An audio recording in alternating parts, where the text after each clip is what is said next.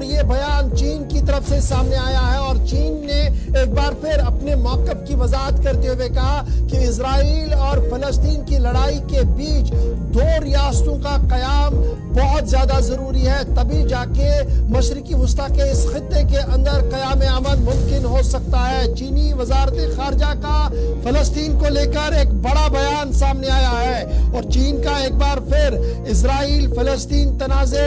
دو ریاستی حل پر زور دیا ہے، یعنی دو ریاستیں قائم کی جائیں الگ الگ، اس پر زور دیا ہے۔ اور چینی وزارت خارجہ کے ترجمان کا کہنا ہے کہ فلسطین اسرائیل تنازع اس کی جو بنیاد ہے وہ مذاکرات کے ذریعے سے حل ہونی ہے اور کسی بھی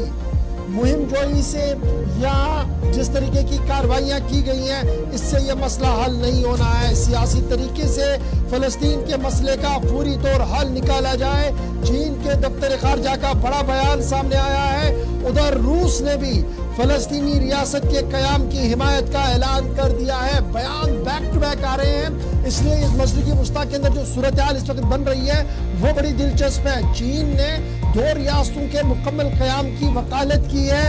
ادھر روس نے کریمیا سے جو بیان جاری ہوا ہے ادھر روس نے بھی فلسطینی ریاست کے قیام کی حمایت کا اعلان کر دیا ہے۔ روس کھل کر فلسطین کے حق میں آ چکا ہے۔ روسی صدر پوتن کا ماننا ہے کہ امریکہ نے بحری بیڑے بھیج کر خطرے کی کشیدگی میں اضافہ کیا ہے۔ میں نے پہلے ہی آپ کو بتایا کہ امریکہ کی طرف سے ایڈ بھیجا گیا اسرائیل کو، اس پر روس برہم دکھ رہا ہے اور روسی صدر ولادیمیر پوتن کا بڑا بیان کہ فلسطین کے آزاد ریاست کے حق میں ہے اور امریکی صدر نے جس طریقے سے بحری بیڑا بھیجا ہے اس کو لے کر ناراضگی کا اظہار روسی صدر کی طرف سے کیا گیا ہے۔ دوسری جانب مصری حکومت نے اسرائیل اور حماس سے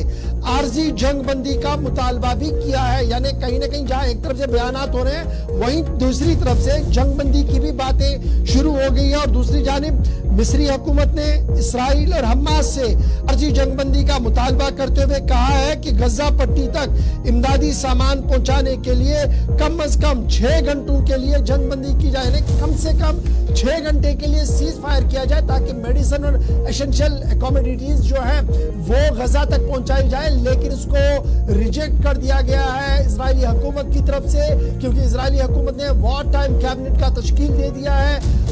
نتنیاہو کے جو حریف ہیں، دو بڑے سیاسی حریف، انہوں نے اس وار ٹائم کیبنٹ میں شمولیت کی ہے۔ پروگرام کو چاک آؤٹ کیا گیا ہے کہ حماس کو ہمیشہ کے لیے کس طریقے سے ختم کیا جائے۔ ادھر مبصرین کا ماننا ہے کہ یہ جنگ انتہائی فیصلہ کن موڑ پر چلی گئی ہے کیونکہ اس کے بعد اسرائیل کے قیام اور فلسطین کے قیام پر بھی ایک بنیادی سوال پیدا ہوگا کہ دونوں ریاستیں کس طریقے سے قائم ہوں گی اور کیا کچھ آگے ہو سکتا ہے۔ فی الحال سب کی نظریں اقوام متحدہ پر ہے جنہوں نے ابھی تک بھی جنگ بندی کے بارے میں کوئی بات نہیں کہی ہے، صرف اتنا کہا ہے کہ جناب یہ معاملہ غلط ہے، یعنی حماس پر بھی تنقید کی اور اسرائیل پر بھی تنقید کی۔ تو یہ تھا جناب اسرائیل اور فلسطین کے بیچ عالمی منظرنامہ کیا کچھ بن رہا ہے، اس پر ہم نے آپ کے سامنے یہ ڈیٹیل سامنے رکھ دیا۔